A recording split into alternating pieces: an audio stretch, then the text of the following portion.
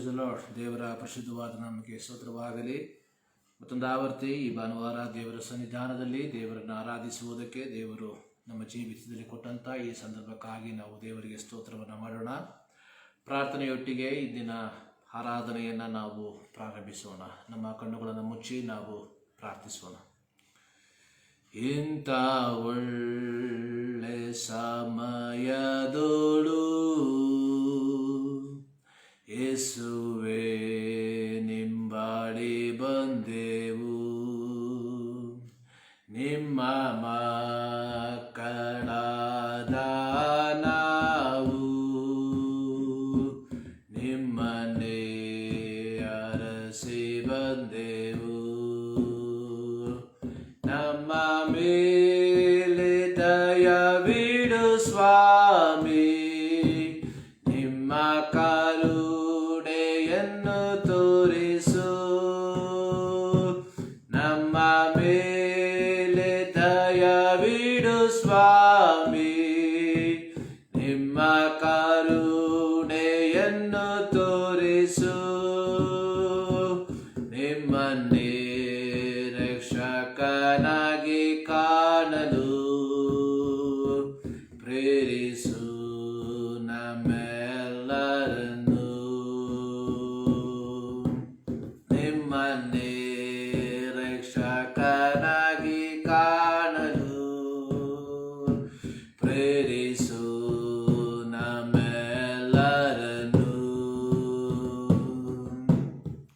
ನಮ್ಮ ಮೇಲೆ ದಯವಿಡು ಸ್ವಾಮಿ, ನಿಮ್ಮ ಕರುಣೆಯನ್ನು ತೋರಿಸು. ನಮ್ಮ ಮೇಲೆ ದಯವಿಡು ಸ್ವಾಮಿ, ನಿಮ್ಮ ಕರುಣೆಯನ್ನು ತೋರಿಸು. ನಿಮ್ಮನ್ನೇ ರಕ್ಷಕನಾಗಿ ಕಾಣಲು ಪ್ರೇರಿಸು ನಮ್ಮೆಲ್ಲರನ್ನು. ನಿಮ್ಮನ್ನೇ ರಕ್ಷಕನಾಗಿ ಕಾಣಲು ಪ್ರೇರಿಸು ನಮ್ಮೆಲ್ಲರನ್ನು. ಪರಲೋಕದಲ್ಲಿರುವ ನಮ್ಮ ತಂದೆಯಾದ ದೇವರೇ, ಈ ಪರಿಶುದ್ಧ ದಿನಕ್ಕಾಗಿ ನಿಮಗೆ ಕೃತಜ್ಞತೆಯನ್ನು ಸಲ್ಲಿಸುತ್ತೇವೆ.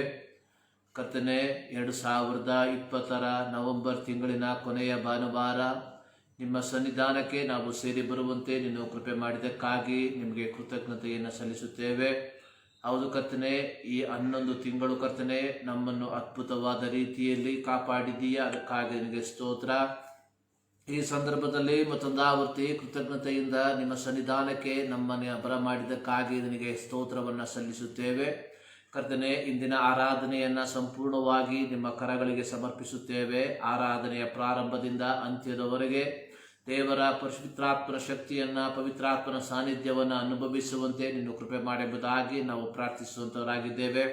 ನಾವು ಹಾಡುವಂಥ ಹಾಡುಗಳು, ನಾವು ಓದುವಂಥ ಕೀರ್ತನೆಗಳು, ನಾವು ಧ್ಯಾನ ಮಾಡುವಂಥ ದೇವರ ವಾಕ್ಯ ಎಲ್ಲದರ ಮೂಲಕವಾಗಿ ದೇವರ ನಾಮ ಮಹಿಮೆ ಹೊಂದುವಂತೆ ನೀನು ಕೃಪೆ ಮಾಡುವುದಾಗಿ ನಾವು ಪ್ರಾರ್ಥಿಸುವಂಥವರಾಗಿದ್ದೇವೆ. ಈ ಸಂದರ್ಭದಲ್ಲಿ ಮತ್ತೊಂದು ಆವರ್ತಿ ಇಂದಿನ ಆರಾಧನೆಯನ್ನು ತಂದೆ, ಮಗ, ಪವಿತ್ರಾತ್ಮನ ನಾಮದಲ್ಲಿ ಕರ್ತನೆ ನಾವು ಪ್ರಾರಂಭಿಸುವಂಥವರಾಗಿದ್ದೇವೆ. ತ್ರಿಯೇಕ ದೇವರ ಸಾನ್ನಿಧ್ಯವನ್ನು ನಾವು ಅನುಭವಿಸುವಂತೆ ನಿನ್ನ ಕೃಪೆ ಮಾಡು. ಈ ಸಂದರ್ಭದಲ್ಲಿ ಈ ಪಟ್ಟಣದ ವಿವಿಧ ಭಾಗಗಳಲ್ಲಿ ಕರ್ತನೆ, ನಮ್ಮ ರಾಜ್ಯದ ವಿವಿಧ ಭಾಗಗಳಲ್ಲಿ, ನಮ್ಮ ದೇಶದ ವಿವಿಧ ಭಾಗಗಳಲ್ಲಿ ನಡೆಯುವಂಥ ಎಲ್ಲ ಪರಿಶುದ್ಧ ಆರಾಧನೆಗಳನ್ನು ನಿಮ್ಮ ಕರಗಳಿಗೆ ಸಮರ್ಪಿಸುತ್ತೇವೆ. ಇಂದಿನ ಆರಾಧನೆಯನ್ನು ಆಶೀರ್ವಾದ ಮಾಡಪ್ಪ ಸ್ವಾಮಿ. ಹೌದು, ಪರಿಶುದ್ಧನಾದ ದೇವರನ್ನ ಪರಿಶುದ್ಧತೆಯಲ್ಲಿ ಆರಾಧಿಸುವಂತೆ ಪ್ರತಿಯೊಬ್ಬರ ಜೀವಿತದಲ್ಲಿ ಕೃಪೆ ಮಾಡುವುದಾಗಿ ನಾವು ಪ್ರಾರ್ಥಿಸುವಂಥವರಾಗಿದ್ದೇವೆ. ಈ ಸಂದರ್ಭದಲ್ಲಿ ಮತ್ತೊಂದು ಆವರ್ತಿ ಸಮಸ್ತವನ್ನು ನಿಮ್ಮ ಕರಗಳಿಗೆ ಒಪ್ಪಿಸಿಕೊಡ್ತಾ ಇದ್ದೇವೆ. ಇಂದಿನ ಆರಾಧನೆಯ ಮೂಲಕವಾಗಿ ನಿನ್ನ ನಾಮ ಮಹಿಮೆ ಹೊಂದುವಂತೆ ನಿನ್ನ ಕೃಪೆ ಮಾಡು. ಪ್ರಾರ್ಥನೆಗಳಿಗಾಗಿ ಸ್ತೋತ್ರ.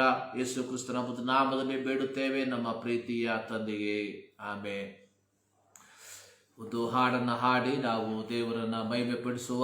ಪ್ರಾರಂಭದಲ್ಲಿ ದೇವರನ್ನ ಸ್ತುತಿಸಿರಿ, ಸದಾಕಾಲ ದೇವರನ್ನು ಸ್ತುತಿಸಿರಿ ಎಂಬ ಹಳೆಯ ಕನ್ನಡ ಗಾನ ಗೀತೆಯನ್ನು ಹಾಡಿ ನಾವು ದೇವರನ್ನ ಮಹಿಮೆಪಡಿಸೋಣ. ಕೀರ್ತನೆ 150 ಅದರಲ್ಲಿ ನಾವು ಬರೆದಿರುವಂಥದ್ದು, ಯಾಹುವಿಗೆ ಸ್ತೋತ್ರ, ದೇವರನ್ನು ಆತನ ಪರಿಶುದ್ಧಾಲಯದಲ್ಲಿ ಸ್ತುತಿಸಿರಿ, ಆತನ ಶಕ್ತಿ ಪ್ರದರ್ಶಕವಾದ ಆಕಾಶ ಮಂಡಲದಲ್ಲಿ ಆತನನ್ನು ಸ್ತುತಿಸಿರಿ ಎಂಬುದಾಗಿ. ಈ ಬೆಳಗಿನ ಜಾವದಲ್ಲಿ ದೇವರ ಸನ್ನಿಧಾನದಲ್ಲಿ ನಾವು ಸೇರಿ ಬಂದಿರುವಾಗ, ನಾವು ಆಗಿರುವಂಥ ಜಾಗದಲ್ಲಿ ನಾವು ಈ ದೇವರನ್ನ ಸ್ತುತಿಸುವುದಕ್ಕೆ, ದೇವರನ್ನ ಆರಾಧಿಸುವುದಕ್ಕೆ ನಾವು ಬಾಧ್ಯಸ್ಥರಾಗಿದ್ದೇವೆ. ನಾವೆಲ್ಲರೂ ಸೇರಿ ದೇವರನ್ನ ಸ್ತುತಿಸಿರಿ, ಸದಾಕಾಲ ದೇವರನ್ನ ಸ್ತುತಿಸಿರಿ ಎಂಬ ಗೀತೆಯನ್ನು ಹಾಡಿ ನಾವು ದೇವರನ್ನ ಮಹಿಮೆಪಡಿಸೋಣ. ದೇವರನ್ನು ಸ್ತುತಿಸಿರಿ ಸದಾಕಾಲ, ದೇವರನ್ನು ಸ್ತುತಿಸಿರಿ, ಹಲ್ಲೆಲೂಯಾ. ದೇವರನ್ನು ಸ್ತುತಿಸಿರಿ ಸದಾಕಾಲ, ದೇವರನ್ನು ಸ್ತುತಿಸಿರಿ,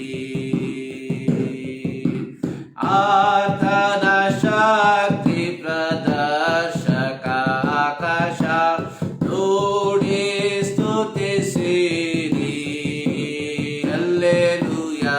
ನೋಡಿ ಸ್ತುತಿಸಿರಿ ಸದಾಕಾಲ, ದೇವರನ್ನು ಸ್ತುತಿಸಿರಿ, ಹಲ್ಲೆಲೂಯಾ. ದೇವರನ್ನು ಸ್ತುತಿಸಿರಿ ಸದಾಕಾಲ, ದೇವರನ್ನು ಸ್ತುತಿಸಿರಿ, ಆತನ ಮಹತ್ ಕಾರ್ಯಗಳಿಗಾಗಿ, ಆತನ ಮಹತ್ ಕಾರ್ಯಗಳಿಗಾಗಿ ಆತನನ್ನು ಸ್ತುತಿಸಿರಿ, ಹಲ್ಲೆಲೂಯಾ.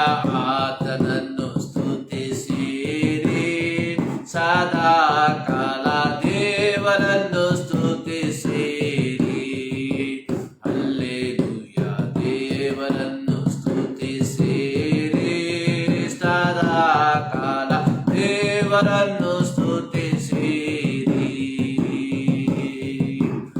ಆತನ ಮಹಾಪ್ರಭಾವಕ್ಕೆ ಸರಿಯಾಗಿ, ಆತನ ಮಹಾಪ್ರಭಾವಕ್ಕೆ ಸರಿಯಾಗಿ ಆತನನ್ನು ಸ್ತುತಿಸಿರಿ, ಹಲ್ಲೆಲೂಯಾ. ಆತನನ್ನು ಸ್ತುತಿಸಿರಿ ಸದಾ, ದೇವರನ್ನು ಸ್ತುತಿಸಿರಿ, ಹಲ್ಲೆಲೂಯಾ. ದೇವರನ್ನು ಸ್ತುತಿಸಿರಿ ಸದಾಕಾಲ, ದೇವರನ್ನು ಸ್ತುತಿಸಿರಿ, ಕೊಂಬುದೂತ ಆತನನ್ನು ಸ್ತುತಿಸಿರಿ, ಕೊಂಬುದೂತ ಆತನನ್ನು ಸ್ತುತಿಸಿರಿ, ಸ್ವರ ಮಂಡಲ ಕಿನ್ನರಿ, ಹಲ್ಲೆಲೂಯಾ. ಸ್ವರ ಮಂಡಲ ಕಿನ್ನರಿಗಳಿಂದ ದೇವರನ್ನು ಸ್ತುತಿಸಿರಿ, ಹಲ್ಲೆಲೂಯಾ. ದೇವರನ್ನು ಸ್ತುತಿಸಿರಿ ಸದಾ ಕಾಲ, ದೇವರನ್ನು ಸ್ತುತಿಸಿರಿ,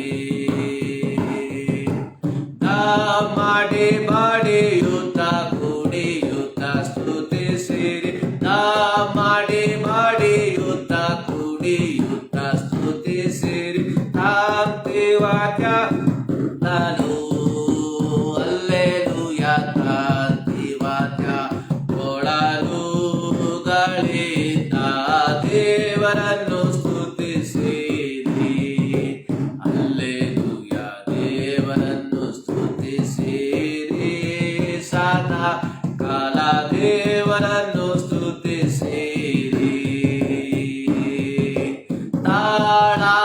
ತಾಳದಿಂದಲೂ ಆತನನ್ನು ಸ್ತುತಿಸಿರಿ, ತಾಳದಿಂದಲೂ ಆತನನ್ನು ಸ್ತುತಿಸಿರಿ, ಎಲ್ಲರಿಂದ ಸ್ತುತಿಸಿರಿ, ಹಲ್ಲೆಲೂಯಾ. ಎಲ್ಲರಿಂದ ಸ್ತುತಿಸಿರಿ ಸದಾ ಕಾಲ, ದೇವರನ್ನು ಸ್ತುತಿಸಿರಿ, ಹಲ್ಲೆಲೂಯಾ. ದೇವರನ್ನು ಸ್ತುತಿಸಿರಿ ಸದಾ ಕಾಲ, ದೇವರ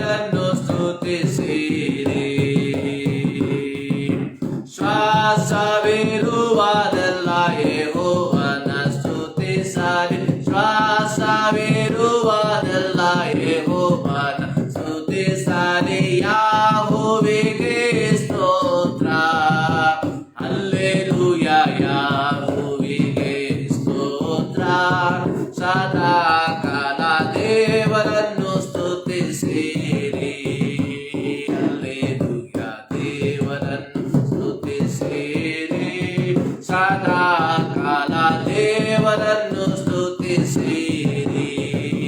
ಹಲ್ಲೆಲೂಯಾ. ದೇವರನ್ನು ಸ್ತುತಿಸಿರಿ. ಸದಾ ಕಾಲ ದೇವರನ್ನು ಸ್ತುತಿಸಿರಿ.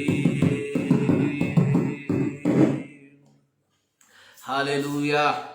ಇಲ್ಲಿ ಹಾಡುಗಾರನು ಹಾಡುವಂಥದ್ದು, ದೇವರನ್ನ ಸ್ತುತಿಸಿರಿ, ಸದಾಕಾಲ ದೇವರನ್ನ ಸ್ತುತಿಸಿರಿ. ಕೀರ್ತನೆ 150ನೇ ಕೀರ್ತನೆಯನ್ನು ಆಧಾರವಾಗಿಟ್ಟುಕೊಂಡು ಬರೆದಿರುವಂತಹ ಒಂದು ಹಾಡು. ಅದರ ಕೊನೆಯ ಭಾಗದಲ್ಲಿ ಹೇಳುವಂಥದ್ದು, ಶ್ವಾಸವಿರುವುದೆಲ್ಲವೂ ಯೆಹೋವನನ್ನು ಸ್ತುತಿಸಲಿ. ಯೆಹೋವನಿಗೆ ಸ್ತೋತ್ರ. ಅಂದ್ರೆ ಇಲ್ಲಿ ಕೀರ್ತನೆಗಾರನು ಹೇಳುವಂಥದ್ದು, ಸಮಾಪ್ತಿಯ ಕೀರ್ತನೆಯಲ್ಲಿ ಕೀರ್ತನೆಗಾರನು ಹೇಳುವಂಥದ್ದು, ಶ್ವಾಸವಿರುವಂಥದ್ದೆಲ್ಲವೂ ಯೆಹೋವನನ್ನ ಸ್ತುತಿಸಲಿ ಎಂಬುದಾಗಿ.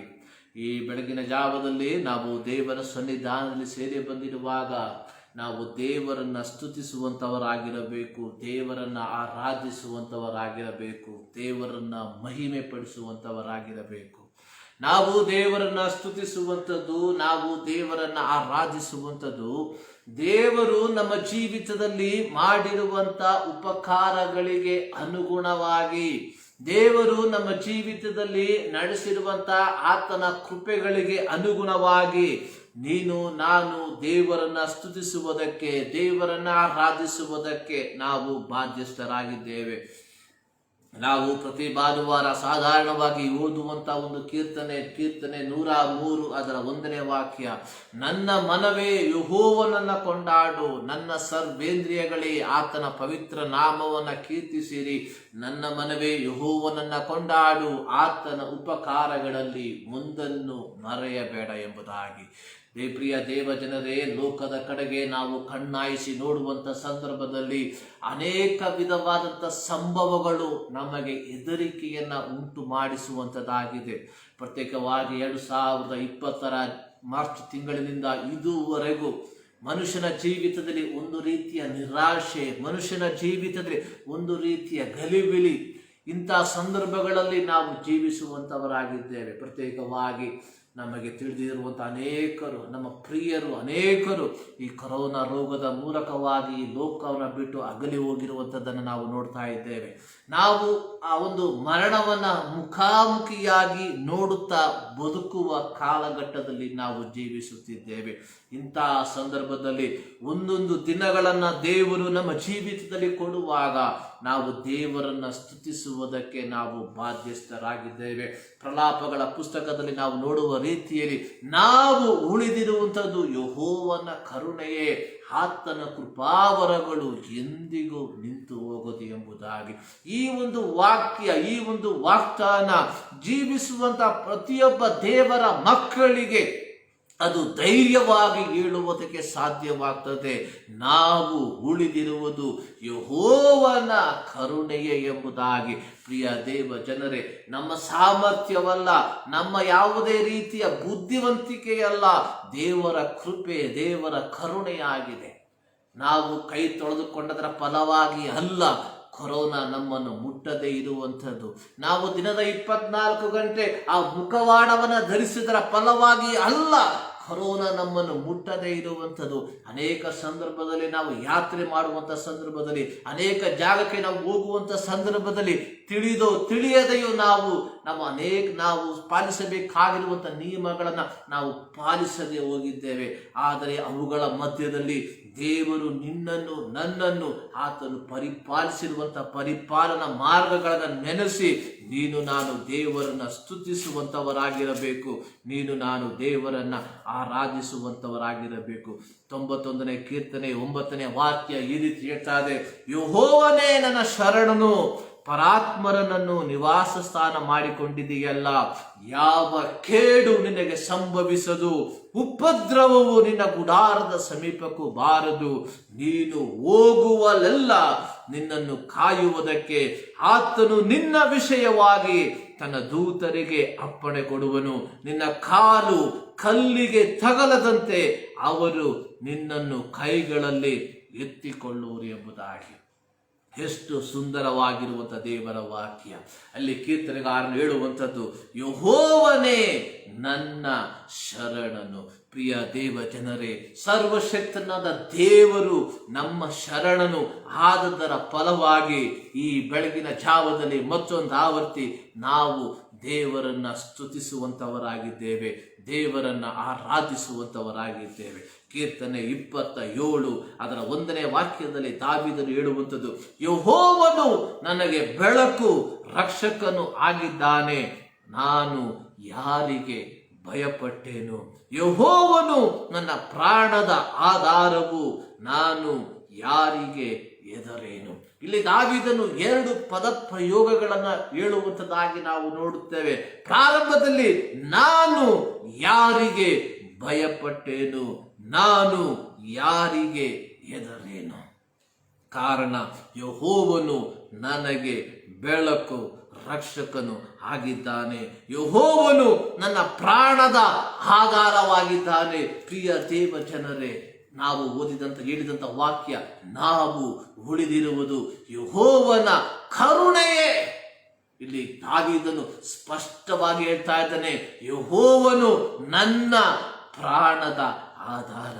ಆತನು ಕೇವಲ ನನ್ನ ಪ್ರಾಣದ ಆಧಾರವಲ್ಲ, ದೇವರನ್ನ ಸತ್ಯದಲ್ಲಿಯೂ ಆತ್ಮದಲ್ಲಿಯೂ ಆರಾಧಿಸುವಂತ ಪ್ರತಿಯೊಬ್ಬರ ಪ್ರಾಣದ ಆಧಾರ ಆತನಾಗಿದ್ದಾನೆ.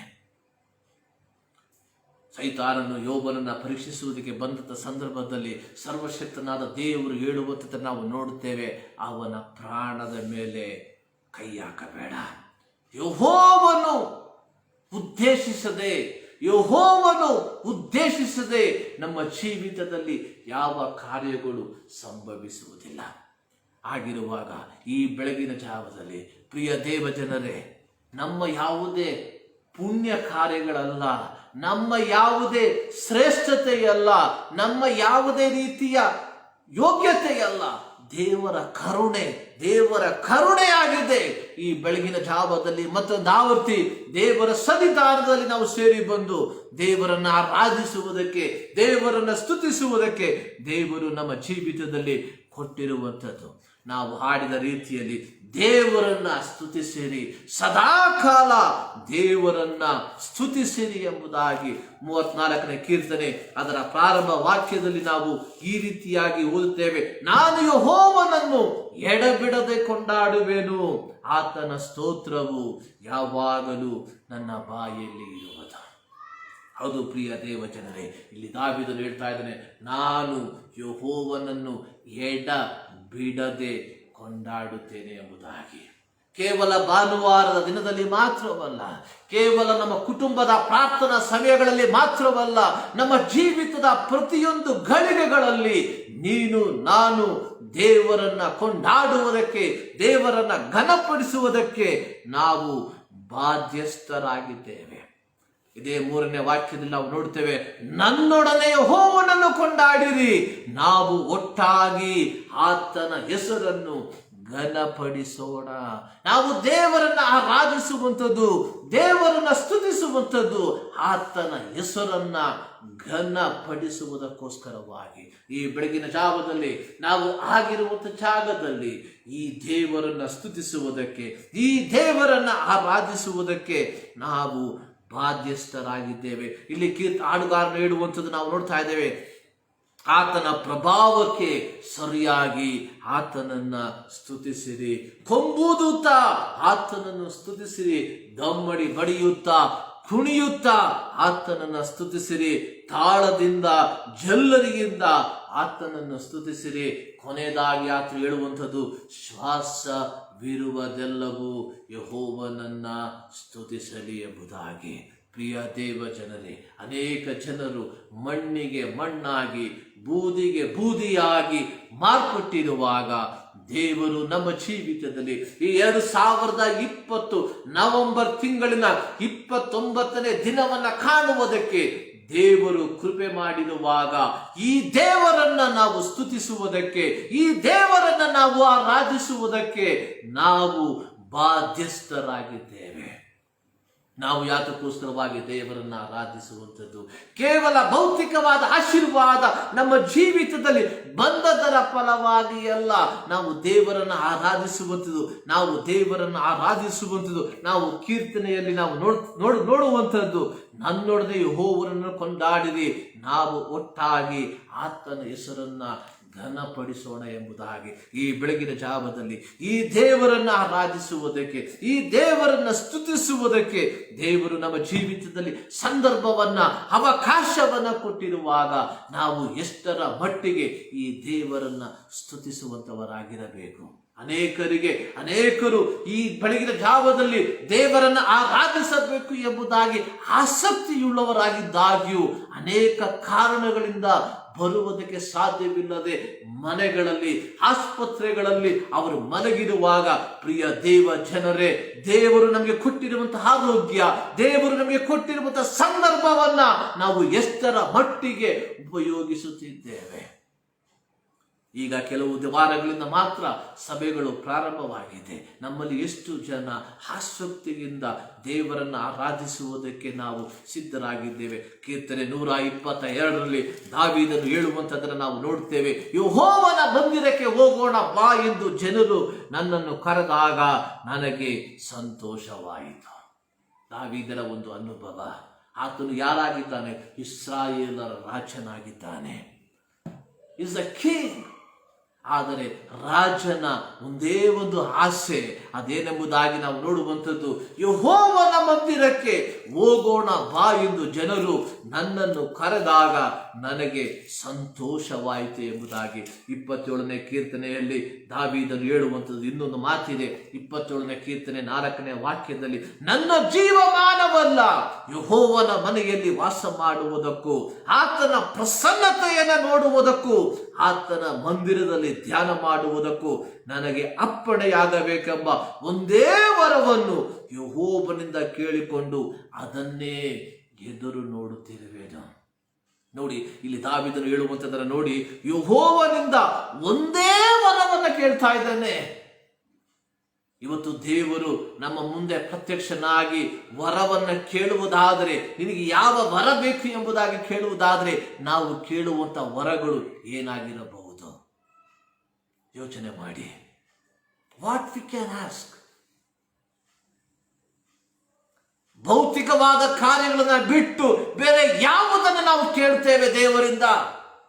ನಮ್ಮ ಪ್ರಾರ್ಥನೆಯಲ್ಲಿ ಭೌತಿಕವಾದ ವಿಷಯವನ್ನು ಬಿಟ್ಟು ಬೇರೆ ಯಾವ ವಿಚಾರಗಳಿವೆ ನಮ್ಮ ಪ್ರಾರ್ಥನೆಯಲ್ಲಿ? ನಾವು ಕೇವಲ ಭೌತಿಕವಾದ ವಿಚಾರಗಳಿಗಾಗಿ ನಾವು ಪ್ರಯಾಸ ಪಡುವಂತವರಾಗಿದ್ದೇವೆ. ಮಾರ್ತಳ ವಿಚಾರದಲ್ಲಿ ಯೇಸು ಸ್ವಾಮಿ ಹೇಳಿರುವಂತಹ ಒಂದು ಮಾತು, ಮಾರ್ತಳೆ, ನೀನು ಅನೇಕ ವಿಷಯಗಳಿಂದ ಗಲಿಬಿಲಿಗೊಂಡಿದ್ದಿ, ಆದರೆ ಮರಿಯಳು ಒಳ್ಳೆಯದನ್ನು ಆರಿಸಿಕೊಂಡಿದ್ದಾಳೆ, ಅದನ್ನು ಅವಳಿಂದ ಯಾರಿಂದಲೂ ತೆಗೆಯುವುದಕ್ಕೆ ಸಾಧ್ಯವಿಲ್ಲ. ಯಾವುದು? ಮಾರ್ತಳು ಆರಿಸಿಕೊಂಡಂತ ವಿಚಾರ. ಮಾರ್ತಳು ಆರಿಸಿಕೊಂಡಂತ ವಿಚಾರ ಯೇಸುವಿಗೆ ಈ ಭೌತಿಕವಾಗಿ ಬೇಕಾಗಿರುವಂತ ಆಹಾರವನ್ನ, ಬೇಕಾಗಿರುವಂತ ಸವಲತ್ತುಗಳನ್ನ ಒದಗಿಸಿಕೊಡಬೇಕು ಎಂಬುದಾಗಿ. ಆದರೆ ಮರಿಯಳಿಗೆ ಬೇಕಾಗಿರುವಂಥದ್ದು, ಮರಿಯಳು ಆರಿಸಿಕೊಂಡಂಥದ್ದು ಯೇಸುವಿಗೆ ಶಾರೀರಿಕವಾಗಿರುವಂತ ಆಹಾರವನ್ನು ಸಿದ್ಧ ಮಾಡೋದಕ್ಕೋಸ್ಕರವಾಗಿ ಅಲ್ಲ, ಯೇಸುವಿನ ಪಾದದ ಕೆಳಗೆ ಕುಳಿತುಕೊಂಡು ದೇವರ ವಾಕ್ಯವನ್ನ ಕೇಳುವಂಥದ್ದಾಗಿತ್ತು. ನಮ್ಮ ಜೀವಿತದಲ್ಲಿ ಯಾವುದನ್ನ ನಾವು ಆರಿಸಿಕೊಂಡಿದ್ದೇವೆ? ನಾವು ಯಾವುದರ ಕುರಿತಾಗಿ ಗಲಿಬಿಲಿಗೊಂಡಿದ್ದೇವೆ? ಯೇಸು ಸ್ವಾಮಿ ಯೋಹಾನನ ಸುವಾರ್ತೆಯಲ್ಲಿ ಹೇಳಿರುವಂಥದ್ದು, ನಿಮ್ಮ ಹೃದಯವು ಕಳವಳಗೊಳ್ಳದೆ ಇರಲಿ.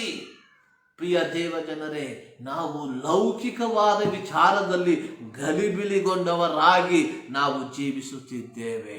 ಆದರೆ ಇಲ್ಲಿ ದಾವೀದನು ಹೇಳುವಂಥದ್ದು, ನನ್ನ ಜೀವಮಾನವೆಲ್ಲ ಕೇವಲ ಭಾನುವಾರದ ದಿನದಲ್ಲಿ ಮಾತ್ರವಲ್ಲ, ಕೇವಲ ಉಪವಾಸದ ಪ್ರಾರ್ಥನೆಯ ದಿನಗಳಲ್ಲಿ ಮಾತ್ರವಲ್ಲ, ಕೇವಲ ಕ್ರಿಸ್ಮಸ್ ತಿಂಗಳಿನ ದಿನಗಳಲ್ಲಿ ಮಾತ್ರವಲ್ಲ, ಕೇವಲ ಗುಡ್ ಫ್ರೈಡೆ ತಿಂಗಳಿನ ದಿನಗಳಲ್ಲಿ ಮಾತ್ರವಲ್ಲ, ನನ್ನ ಜೀವಮಾನವೆಲ್ಲ.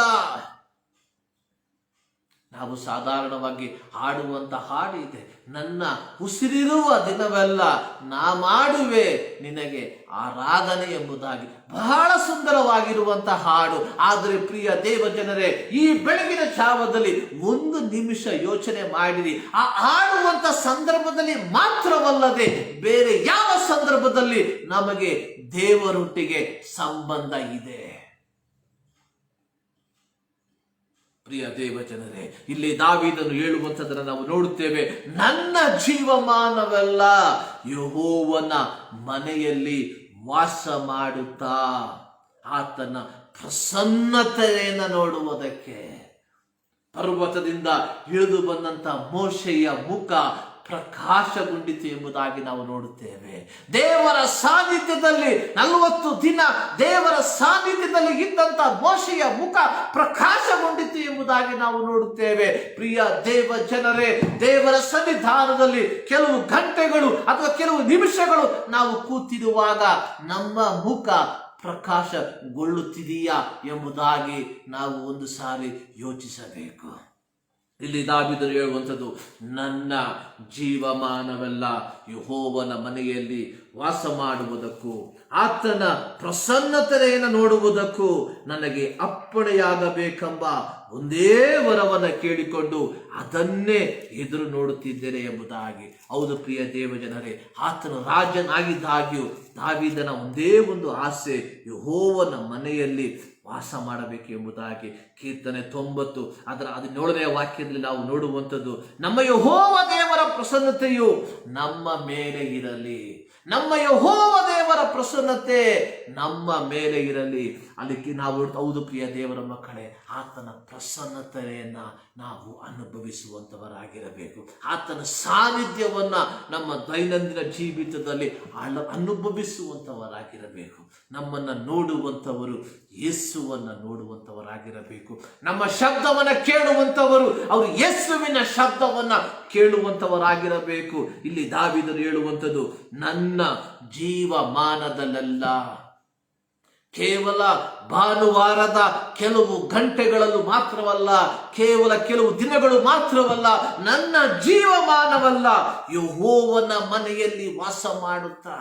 ಕೀರ್ತನೆ 1ರಲ್ಲಿ ನಾವು ನೋಡುವಂಥದ್ದು, ಕೀರ್ತನೆ 1ರಲ್ಲಿ ನಾವು ಈ ರೀತಿಯಾಗಿ ನಾವು ನೋಡುತ್ತೇವೆ. ಅದರ 2ನೇ ವಾಕ್ಯದಲ್ಲಿ, ಯೆಹೋವನ ಧರ್ಮಶಾಸ್ತ್ರದಲ್ಲಿ ಆನಂದ ಪಡುವವನಾಗಿ ಅದನ್ನೇ ಹಗಲಿರುಳು ಧ್ಯಾನಿಸುತ್ತಿರುವನೋ ಅವನು ಎಷ್ಟೋ ಧನ್ಯನು ಎಂಬುದಾಗಿ. ಹೌದು ಪ್ರಿಯ ದೇವ ಜನರೇ, ದೇವರು ನಮ್ಮಿಂದ ಎದುರು ನೋಡುವಂಥದ್ದು, we should have a constant relationship with God. ದೇವರೊಟ್ಟಿಗೆ ಒಂದು ವೈಯಕ್ತಿಕವಾದಂಥ ಸಂಬಂಧ ನಮಗೆ ಇರುವಂಥದ್ದಾಗಿರಬೇಕು. ಕಳೆದ ದಿನದಲ್ಲಿ ನಾನು ಬೇರೆ ಒಂದು ಪ್ರದೇಶದಲ್ಲಿ ಇದ್ದೆ. ನನ್ನ ಹತ್ರ ಸ್ಮಾರ್ಟ್ಫೋನ್ ಇದೆ, ಒಳ್ಳೆ ಹಣವನ್ನು ಕೊಟ್ಟು ತೆಗೆದುಕೊಂಡಂಥ ಸ್ಮಾರ್ಟ್ಫೋನ್. ಆದರೆ ಹೋದಂಥ ಜಾಗದಲ್ಲಿ ಇಂಟರ್ನೆಟ್ ಕನೆಕ್ಷನ್ ಇಲ್ಲ, ಯಾವ ಉಪಯೋಗ ಇಲ್ಲ. ಫೋನನ್ನು ಒಂದು ಮೂಲೆಗೆ ಇಟ್ಟುಬಿಟ್ಟು ಯಾವ ಉಪಯೋಗ ಇಲ್ಲ. ಸೊ ನಮ್ಮ ಜೀವಿತ ಯೇಸು ಸ್ವಾಮಿ ಜೊತೆಗೆ ಸಂಬಂಧ ಇಲ್ಲದೆ ಹೋದರೆ ನಮ್ಮ ಜೀವಿತ ಇಷ್ಟೇ. ಪ್ರಿಯ ದೇವಜನ ಮಕ್ಕಳೇ, ನಾವು ಎಷ್ಟೇ ಹಣವನ್ನು ಕೊಟ್ಟು ಮೊಬೈಲನ್ನು ಇಸ್ಕೊಂಡ್ರೇನು ಅದಕ್ಕೆ ಇಂಟರ್ನೆಟ್ ಕನೆಕ್ಷನ್ ಇಲ್ಲದೆ ಹೋಗ್ಬಿಟ್ರೆ ಸಾದಾ ಮೊಬೈಲಿಗೆ ಸಮಾನವಾಗಿ ಹೋಗ್ಬಿಡ್ತದೆ.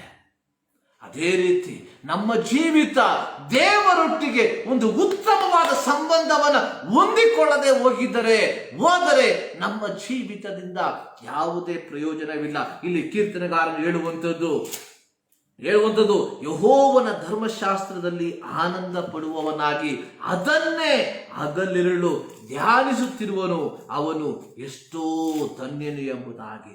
ಇಲ್ಲಿ 27ನೇ ಕೀರ್ತನೆಯಲ್ಲಿ ದಾವೀದನು ಹೇಳುವಂಥದ್ದನ್ನು ನಾವು ನೋಡುತ್ತೇವೆ. ಆತನ ಪ್ರಸನ್ನತೆಯನ್ನು ನೋಡುವುದಕ್ಕೆ, ಆತನ ಮಂದಿರದಲ್ಲಿ ಧ್ಯಾನ ಮಾಡುವುದಕ್ಕೆ ನನಗೆ ಅಪ್ಪಣೆಯಾಗಬೇಕೆಂಬ ಒಂದೇ ವರವನ್ನು ಕೇಳಿಕೊಂಡು. ಇಲ್ಲಿ ದಾವೀದನ ಆಸೆ ಒಂದೇ ಒಂದು, ದೇವರ ಮಂದಿರದಲ್ಲಿ ವಾಸಿಸಬೇಕು ಎಂಬುದಾಗಿ. 26ನೇ ಕೀರ್ತನೆ ಅದರ 8ನೇ ವಾಕ್ಯದಲ್ಲಿ ದಾವೀದನು ಹೇಳುವಂಥದ್ದನ್ನ ನೋಡ್ತಾ ಇದ್ದೇವೆ. ಯೆಹೋವನೇ, ನಿನ್ನ ನಿವಾಸವು ನನಗೆ ಎಷ್ಟೋ ಪ್ರಿಯ, ನಿನ್ನ ಪ್ರಭಾವ ಸ್ಥಾನವು ನನಗೆ ಇಷ್ಟ ಎಂಬುದಾಗಿ. 84ನೇ ಕೀರ್ತನೆಯಲ್ಲಿ ನಾವು ನೋಡುವಂಥದ್ದು, ನಿನ್ನ ಆಲಯದ ಅಂಗಳದಲ್ಲಿ ಕಳೆದ ಒಂದು ದಿನವು. 84ನೇ ಕೀರ್ತನೆ 1-2 ವಾಕ್ಯ ಹೇಳ್ತದೆ, ಸೇನಾಧೀಶ್ವರನಾದ ಯೆಹೋವನೇ, ನಿನ್ನ ನಿವಾಸಗಳು ಎಷ್ಟೋ ರಮ್ಯವಾಗಿದೆ. ಯೆಹೋವನ ಆಲಯದ ಅಂಗಳಗಳಲ್ಲಿ ಸೇರಬೇಕೆಂದು ನನ್ನ ಆತ್ಮವು ಹಂಬಲಿಸುತ್ತಾ ಕುಂದಿ ಹೋಗಿತ್ತು. ಹೌದು ಪ್ರಿಯ ದೇವಜನರೇ, ನಮ್ಮ ಜೀವಿತದಲ್ಲಿ ಆ ಒಂದು ಸಾನ್ನಿಧ್ಯ, ಆ ಒಂದು ದೈವಿಕವಾದ ಸಾನ್ನಿಧ್ಯವನ್ನ, ಆ ಒಂದು ದೈವಿಕವಾದ ಪ್ರಸನ್ನತೆಯನ್ನ ನಾವು ನಮ್ಮ ದೈನಂದಿನ ಜೀವಿತದಲ್ಲಿ ನಾವು ಅನುಭವಿಸುವಂತವರಾಗಿರಬೇಕು. 4ನೇ ವಾಕ್ಯ, ನಿನ್ನ ಮಂದಿರದಲ್ಲಿ ವಾಸಿಸುವರು ಧನ್ಯರು, ಅವರು ನಿತ್ಯವೂ ನಿನ್ನನ್ನು ಕೀರ್ತಿಸುತ್ತಾ ಇರುತ್ತಾರೆ. ಯಾರು ಧನ್ಯರು ಎಂಬುದಾಗಿ ಇಲ್ಲಿ ಕೋರಹಿಯರು ಹೇಳ್ತಾ ಇದ್ದಾರೆ. ಕೋರಹಿಯರು ತಮ್ಮ ಅನುಭವದ ಮೂಲಕವಾಗಿ ಬರೆದಿರುವಂತಹ ಒಂದು ಕೀರ್ತನೆ. ನಮಗೆ ಗೊತ್ತು, ಮೋಶೆಗೆ ವಿರೋಧವಾಗಿ ಕೋರಹಿಯರ ಪಿತೃಗಳು ಗುಣಗುಟ್ಟಿದಂತ ಸಂದರ್ಭದಲ್ಲಿ ಭೂಮಿ ಬಾಯಿ ತೆರೆದು ಅವರನ್ನ ನುಂಗಿ ಬಿಟ್ಟಿತು. ಆದರೆ ಕೋರಹಿಯರ ಮಕ್ಕಳು ಅವರನ್ನ ಬೇರ್ಪಟ್ಟರು. ಅವರಿಗೆ ಗೊತ್ತು, ಅವರು ಹೇಳ್ತಾ ಇದ್ದಾರೆ, ಅವರು ಬರೆದಿರುವಂತಹ ಒಂದು ಕೀರ್ತನೆ ಇದು, ಅನುಭವದೊಟ್ಟಿಗೆ ಬರೆದಿರುವಂತಹ ಕೀರ್ತನೆ. ಕೇವಲ ಕೀರ್ತನೆಯನ್ನ ಬರೆಯಬೇಕು ಎಂಬುದಾಗಿ ಬರೆದಿಲ್ಲ ಅವರು ಅನುಭವದಿಂದ ಬರೆದಿರುವಂತಹ ಕೀರ್ತನೆ. ಅವ್ರು ಹೇಳ್ತಾ ಇದ್ದಾರೆ, ನಿನ್ನ ಮಂದಿರದಲ್ಲಿ ವಾಸಿಸುವರು ಧನ್ಯರು, ಅವರು ನಿತ್ಯವೂ ನಿನ್ನನ್ನು ಕೀರ್ತಿಸುತ್ತಾ ಇರುತ್ತಾರೆ ಎಂಬುದಾಗಿ. ಪ್ರಿಯ ದೇವಜನರೇ, ನಮ್ಮ ಜೀವಿತದಲ್ಲಿ ಈ ಒಂದು ಅನುಭವ ಇದೆಯಾ? ನಮ್ಮ ಜೀವಿತದಲ್ಲಿ ಈ ಒಂದು ಅನುಭವದಲ್ಲಿ ನಾವು ದೇವರನ್ನ ಆರಾಧಿಸುತ್ತಿದ್ದೇವಾ ಎಂಬುದಾಗಿ ನಮ್ಮನ್ನೇ ನಾವು ಪರೀಕ್ಷಿಸುವಂಥದ್ದು ಬಹಳ ಒಳ್ಳೆಯದಾಗಿದೆ. 65ನೇ ಕೀರ್ತನೆ 4ನೇ ವಾಕ್ಯದಲ್ಲಿ ನಾವು ನೋಡುತ್ತೇವೆ, ನಿನ್ನ ಅಂಗಳದಲ್ಲಿ ವಾಸಿಸುವವರಾಗಿ ನಿನ್ನ ಸನ್ನಿಧಿಯಲ್ಲಿ ಸೇವೆ ಮಾಡುವುದಕ್ಕೋಸ್ಕರ ಯಾರನ್ನು ಆರಿಸಿಕೊಳ್ಳುತ್ತೀಯೋ ಅವರೇ ಧನ್ಯರು. ನೀನು ವಾಸಿಸುವ ಮಹಾಪವಿತ್ರಾಲಯದ ಸೌಭಾಗ್ಯದಿಂದ ನಮಗೆ ಸಂತೃಪ್ತಿಯಾಗಲಿ. ಪ್ರಿಯ ದೇವಜನರೇ, we are blessed people. Who are the blessed people? ಯಾರು ಧನ್ಯರು, ಯಾರು ಆಶೀರ್ವದಿಸಲ್ಪಟ್ಟವರು ಎಂಬುದಾಗಿ ಸರ್ವಶಕ್ತನಾದ ದೇವರು ಸತ್ಯ ವೇದದ ಮೂಲಕವಾಗಿ ಸ್ಪಷ್ಟವಾಗಿ ಹೇಳುವಂಥದ್ದನ್ನು ನಾವು ನೋಡುತ್ತೇವೆ. 65ನೇ ಕೀರ್ತನೆಯಲ್ಲಿ ನಾವು ದಾವೀದನ ಕೀರ್ತನೆಯಲ್ಲಿ ದಾವೀದನು ಹೇಳುವಂಥದ್ದು, ನಿನ್ನ ಅಂಗಳದಲ್ಲಿ ವಾಸಿಸುವವರಾಗಿ ನಿನ್ನ ಸನ್ನಿಧಿಯಲ್ಲಿ ಸೇವೆ ಮಾಡುವುದಕ್ಕೋಸ್ಕರ ಯಾರನ್ನು ಆರಿಸಿಕೊಳ್ಳುತ್ತೀಯೋ ಅವರೇ ಧನ್ಯರು ಎಂಬುದಾಗಿ. ಪ್ರಿಯ ದೇವಜನರೇ, ಲೌಕಿಕವಾಗಿರುವಂಥ ಯಾವ ಕಾರ್ಯಗಳು ನಿನ್ನ ಜೀವಿತದಲ್ಲಿ ಇಲ್ಲದೆ ಇದ್ದಾಗಿಯೂ ದೇವರ ಸಾನ್ನಿಧ್ಯ ನಿಮ್ಮ ಸಂಗಡ ಇರುವುದಾದರೆ, ದೇವರ ರೋಮ ಪತ್ರಿಕೆಯಲ್ಲಿ ನಾವು ನೋಡುವಂಥ, if god is with us who can against us. ದೇವರು ನಮ್ಮ ಸಂಗಡ ಇದ್ದರೆ ನಮ್ಮನ್ನು ಎದುರಿಸುವವರು ಯಾರು? ಪ್ರಿಯ ದೇವಜನರೇ, ಇಡೀ ದೇವರ ವಯಸ್ಸು ಸ್ವಾಮಿ ಹೇಳಿರುವಂತಹ ಒಂದು ಸಾಮ್ಯವನ್ನು ನಾವು ಒಂದು ವಾಕ್ಯವನ್ನು ನಾವು ನೋಡ್ತೇವೆ. ಒಬ್ಬ ಮನುಷ್ಯನು ಇಡೀ ಲೋಕವನ್ನ ಸಂಪಾದಿಸಿ ಅವನ ಪ್ರಾಣ ನಷ್ಟಪಟ್ಟರೆ ಅವನಿಗೆ ಏನು ಪ್ರಯೋಜನ? ಆದರೆ ಈ ಬೆಳಗಿನ ಜಾವದಲ್ಲಿ ನಾವು ನೋಡುವಂಥದ್ದು, ಇಲ್ಲಿ ದಾವೀದನು ಹೇಳುವಂಥದ್ದು, ನಿನ್ನ ಅಂಗಳದಲ್ಲಿ ವಾಸಿಸುವವರಾಗಿ. ಹೌದು ಪ್ರಿಯ ದೇವಜನರೇ, ನಾವು ದೇವರ ಆಲಯದ ಅಂಗಳಗಳಲ್ಲಿ ವಾಸಿಸುವಂತವರಾಗಿರಬೇಕು. ಅಂದರೆ ನಮ್ಮ ಜೀವಿತದಲ್ಲಿ ಅಪೊಸ್ತಲನಾದ ಪೌಲನು ಕೊರಿಂಥ್ಯ ಪತ್ರಿಕೆಯಲ್ಲಿ ನಾವು ಬರೆದಿರುವಂಥದ್ದನ್ನು ನಾವು ನೋಡ್ತೇವೆ. You are the temple of God. ನೀವು ದೇವರ ಆಲಯವಾಗಿದ್ದೀರಿ.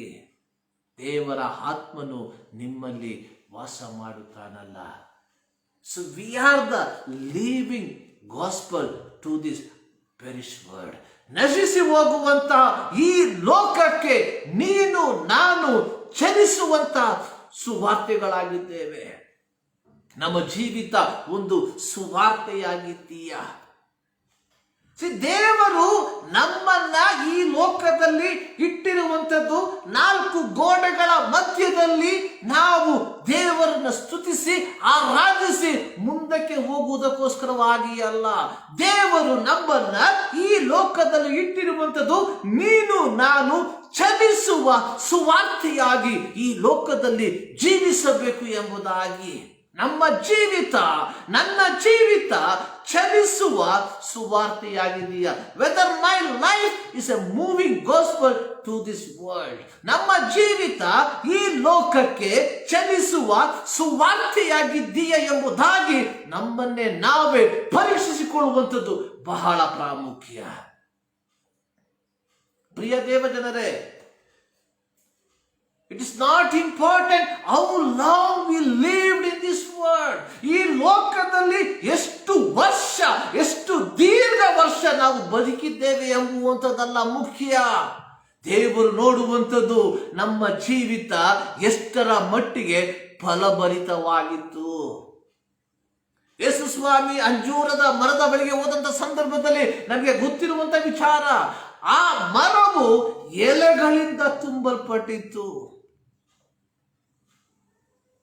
ಭೌತಿಕವಾದ ಆಶೀರ್ವಾದಗಳಿಂದ ತುಂಬಲ್ಪಟ್ಟಿತ್ತು.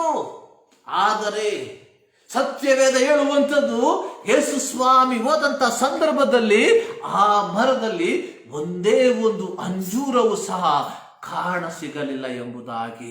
ನಮ್ಮ ಜೀವಿತ ಎಷ್ಟು ಭೌತಿಕವಾಗಿ ಆಶೀರ್ವಾದವನ್ನು ಪಡೆದುಕೊಂಡಿದೆ ಎಂಬುದಾಗಿ ಅಲ್ಲ ಮುಖ್ಯ.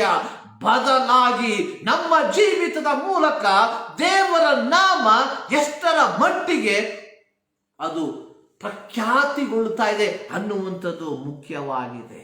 ಇಲ್ಲಿ ನಾವು ನೋಡುವಂಥದ್ದು, ಇಲ್ಲಿ ಕೀರ್ತನಗಾರನು ಹೇಳುವಂಥದ್ದು, ನಿನ್ನ ಅಂಗಳದಲ್ಲಿ ವಾಸಿಸುವರಾಗಿ. ಹೌದು ಪ್ರಿಯ ದೇವಜನರೇ, ಈ ಬೆಳಗಿನ ಛಾವದಲ್ಲಿ ದೇವರ ಸನ್ನಿಧಾನದಲ್ಲಿ ನಾವು ಸೇರಿ ಬಂದಿರುವಾಗ ಈ ದೇವರನ್ನ ಆರಾಧಿಸುವುದಕ್ಕೆ, ಈ ದೇವರನ್ನ ಸ್ತುತಿಸುವುದಕ್ಕೆ ನಾವು ಬಾಧ್ಯಸ್ಥರಾಗಿದ್ದೇವೆ. Just look back. 2020 ಮಾರ್ಚ್ ತಿಂಗಳಿನಿಂದ ಈ ನವೆಂಬರ್ ತಿಂಗಳಿನ 29ನೇ ದಿನದ ತನಕ how much more God protect us. ಎಷ್ಟು ಹೆಚ್ಚಾಗಿ ದೇವರು ನಮ್ಮನ್ನ ಕಾಪಾಡಿದ್ದಾನೆ. ಈ ದೇವರನ್ನ ಸ್ತುತಿಸುವುದಕ್ಕೆ ನಾವು ಬಾಧ್ಯಸ್ಥರಾಗಿದ್ದೇವೆ. ಪ್ರಿಯ ದೇವರೇ, ಒಂದು ತೆಲುಗು ಹಾಡಿನ ಕೆಲವು ಚರಣಗಳನ್ನು ಹಾಡಿ ನಾವು ದೇವರನ್ನ ಮಹಿಮೆಪಡಿಸೋಣ. ಯೆಹೋವಾ నీ నామము ఎంతో బలమైనది, ఎంతో బలమైనది, ఎంతో బలమైనది. యెహోవా నీ నామము ఎంతో ఘనమైనది, ఎంతో ఘనమైనది, ఎంతో ఘనమైనది. మోషే ప్రార్థించగా మన్నాను కురిపించేవి.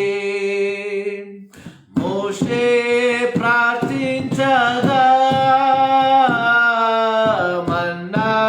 కురిపించేవి. యెహోషువ ప్రార్థించగా సూర్యచంద్రాలు నాపితివి.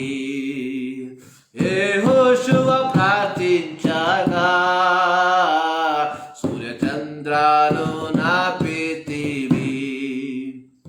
యెహోవా ఎంతో బలమైనది, ఎంతో బలమైనది.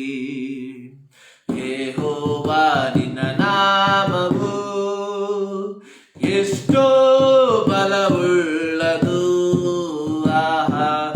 ఎಷ್ಟో బలము ಬಲವುಳ್ಳದು. ಮೋಶೆ ಪ್ರಾರ್ಥಿಸಿದಾಗ